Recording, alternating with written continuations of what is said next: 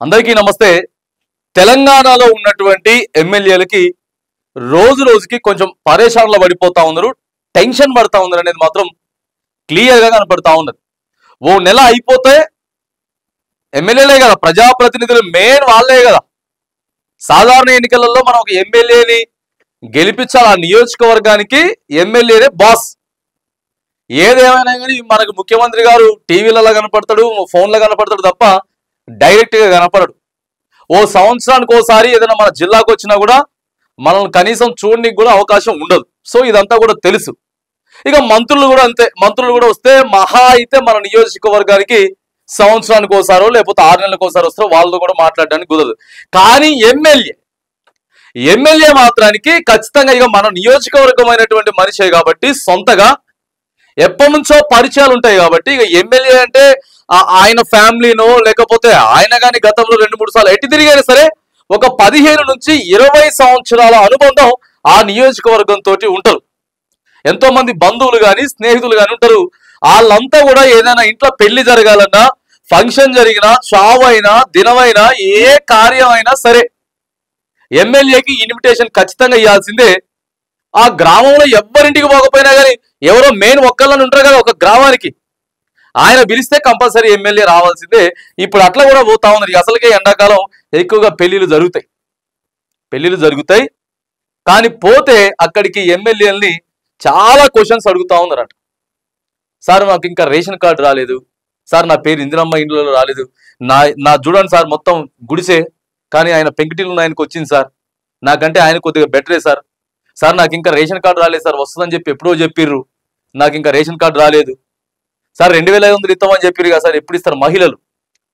సరే వాళ్ళు ఇక జోక్ కావచ్చు లేకపోతే సీరియస్ గా కావచ్చు, కాంగ్రెస్ పార్టీలో ఉన్నటువంటి మహిళలు కూడా అడుగుతారు, సార్ మనం 2500 ఇస్తున్నాం, ఎప్పుడు ఇస్తున్నాం సార్.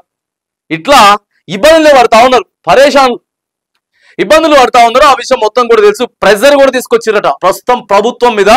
కొందరు ఎమ్మెల్యేలు రైతు భరోసా ఇవ్వకపోతే మాత్రానికి మనం చాలా దెబ్బ అవుతాం సార్, ఖచ్చితంగా భరోసా ఇవ్వాల్సిందే. మనం ఏదో 4 ఎకరాల లోపు 5 ఎకరాల లోపు ఏదో అట్లా నామకే వాస్తు ఇచ్చి బంద్ చేద్దాం అనుకుంటున్నాం, కానీ చాలా పెద్ద దెబ్బ పడుతుంది. స్థానిక సంస్థల ఎన్నికలైనా, రాబోయే సాధారణ ఎన్నికలైనా, ఏవైనా కానీ.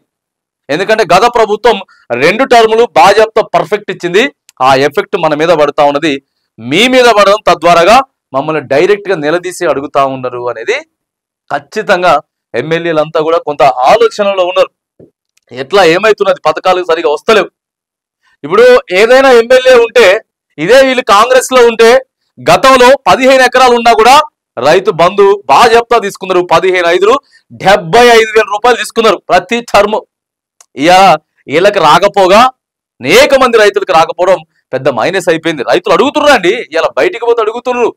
ఓ ముసలోడు కానీ లేకపోతే ఎంతో మంది దివ్యాంగులు కానీ మాకు పెన్షన్ పెంచుతా అని చెప్పారు కదా గవర్నమెంట్ వస్తే, నేను కాంగ్రెస్ పార్టీకే ఓటేసిన. ఉత్తరే ఎటేసిండో తెలియదు, బీజేపీకి వేసిండా లేకపోతే బీఆర్ఎస్ కి వేసిండా లేకపోతే కాంగ్రెస్ కి వేసిండో తెలియదు. అన్నా నేను కాంగ్రెస్ కే వేసిన, 6,000 రూపాయలు పెన్షన్ వస్తుంది అనుకొని చెప్పిన, 4,000 రూపాయలు పెన్షన్ అడుగుతారు. ఎమ్మెల్యేలు ఇవాళ అడుగుతా ఉన్నారు. ఎమ్మెల్యేలు ప్రశాంతంగా లేరు నియోజకవర్గాలల్లో. ఈ పథకాలతో పాటు ఇంటర్నల్ గా మరి నియోజకవర్గాన్ని అభివృద్ధి చేసుకునే దానికి కూడా నిధులు తీసుకురావాలి. సంవత్సరానికి 50 కోట్లు 100 కోట్లు తీసుకొచ్చి అవి చిన్నగా సీసీ రోడ్లో, బీటీ రోడ్లో, చిన్న డ్రైనేజ్ లో ఇవన్నీ కట్టుకుంటూ పోవాలి. కానీ అంత ఆశించినటువంటి స్థాయిలో ఇవన్నీ లేకపోవడంలో ఎమ్మెల్యేలు మాత్రానికి జర పరిశానలో ఉన్నారు. ఇప్పుడు సిటీలో ఉన్నటువంటి ఎమ్మెల్యేలకు కూడా ఇక ఇన్ని రోజులు ఈ సిటీలో కాబట్టి పెద్దగా ఇక్కడ లోకల్ ఎవరు ఉండరు, ఎక్కడి నుంచో స్థిరపడిన వాళ్ళు ఉంటారు, ఒకరు చూసినా వాళ్ళ బిజీలో వాళ్ళు ఉంటారు, పెద్ద కథ సిటీలో బట్టి. కానీ ఇప్పుడు కూడా సిటీలో కూడా మెట్రో ఛార్జీలు పెంచిరు కదా. మెట్రో ఛార్జీలు ఎప్పుడైతే పెంచారో 2 రోజుల నుంచి ఇక్కడ సిటీలో ఉన్నటువంటి ఎమ్మెల్యే దాదాపుగా 20% పెంచారు ఛార్జీలు.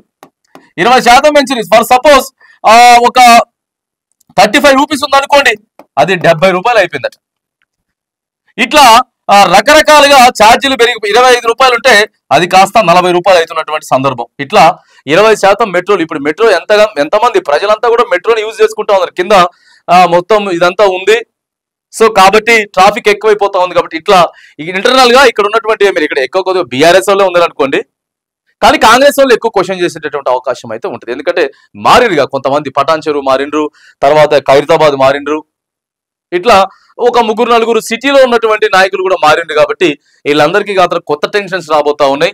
ప్రభుత్వం తీసుకునేటటువంటి ప్రతి నిర్ణయం, ఏ నిర్ణయం ఏదైతే ఉందో ది ఇంపాక్ట్ ప్రభావం ఎమ్మెల్యేల మీద అయితే పడతా ఉన్నది. ఎమ్మెల్యేలు కూడా పరేషాన్లో ఉన్నారు.